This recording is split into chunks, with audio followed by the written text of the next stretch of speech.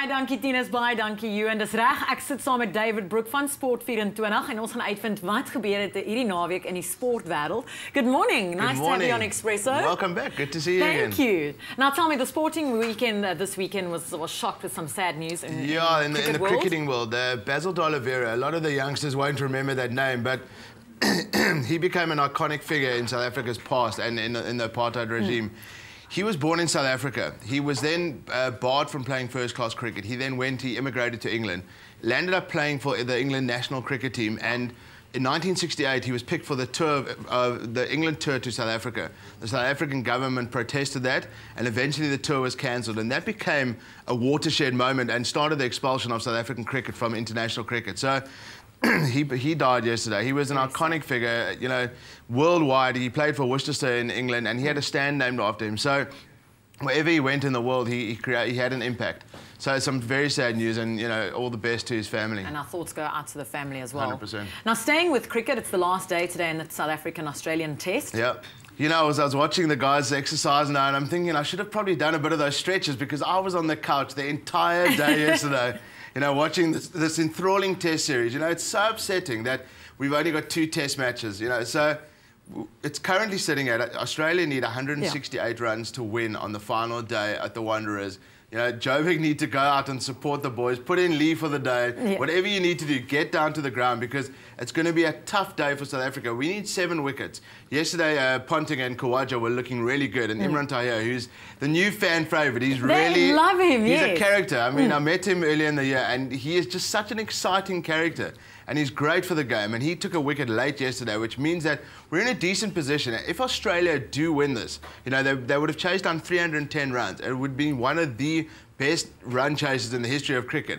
Ricky Ponting is still there, the stubborn Ricky Ponting. He's coming to the last few test matches of his career, so he loves the Wanderers. He loves playing against South Africa. The stage is set for Ponting to really stick one to South Africa once again, one final time. He loves doing that, you know, so hopefully we can get him out early and we can wrap up the Australian innings. Let's hope the weather holds, but it will be great if we win 2-0. It would be fantastic. You don't beat the Aussies 2-0 these days. No, so of course not. It would be awesome. And what's happening in the One Day Cup? Yeah, One Day Cup was quite interesting this weekend. It was a good weekend for the Warriors, actually. So Port Elizabeth are smiling. They had 2 wins over the weekend. And Wayne Parnell, you know, he's a South African bowler. And it's, you know, Mickey Arthur always said that he would be one of the best all-rounders for South Africa, and he proved that this weekend. He actually got a one-day century. So he's looking good. He got some wickets as well. So from an all-rounder's point of view, we need that kind of guy, you know. Jacques Kallis is coming up to the twilight of his career. So for a young guy to come in and step in and be that next all-rounder would be key. Cobras didn't have a good weekend. No. They lost on Friday to the Titans. My team. And they had a game washed out against the Lions, and they would have fancied themselves because the Lions are currently bottom of the log. So they were playing out in Paarl yesterday, the one day that it rains in Cape Town in November. You know? So it's looking good, but there's some more fixtures this week, so it's looking good. And then in the soccer world, some results there. Yeah, Wits absolutely spanked Orlando Pirates. Jeez, you know, you don't play Orlando Pirates these days and beat them 3-1. No. So you know, Roger de Sa's men, they call them the clever boys for obvious reasons at Wits University. So they had a great weekend. You know, SuperSport United came to Cape Town Stadium on Friday, and they faced an Ajax Cape Town team with Matthew Booth in there. I must say it was very quiet in Cape Town. I was walking past the stadium, and there weren't actually a lot of spectators I know, out there. you know, it's very sad.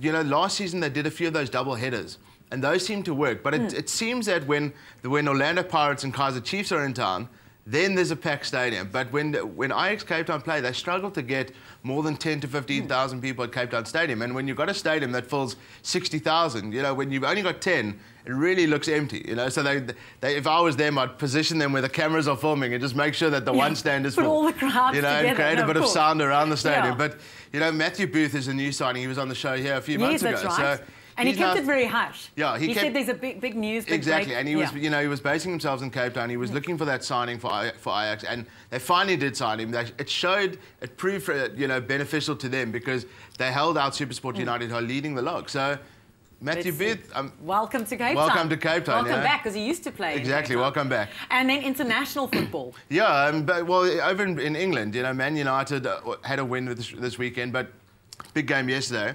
Liverpool put one over Chelsea. which is a huge result, and all Liverpool fans will be going crazy. Chelsea fans are crying. Glenn Johnson, a former Chelsea player, stuck it to his old team and then got the win in like the 87th minute. But Manchester City are looking absolutely unstoppable at the moment, and it's quite concerning for all others out there, you know, for Man City, because they posted record losses though last over the week, you know, couple of years as well. People are starting to question, you know, whether it's morally correct to go and spend all this money, but you know, create such a loss in business terms, but win the league. You know, they talk about buying success. You know, at what cost does that come? You know, so. It's you know, when in Britain, when there's millions of pounds being thrown around, you never know what's going to happen, but there's always something happening. Well, David, thank you so much for joining us. I know we'll pleasure. catch up on Friday with all the weekend sporting events. Right now, ladies, stand by. We're going to find out the right type of exercise, nutrition and supplements for you. Stay with Expresso and SABC3.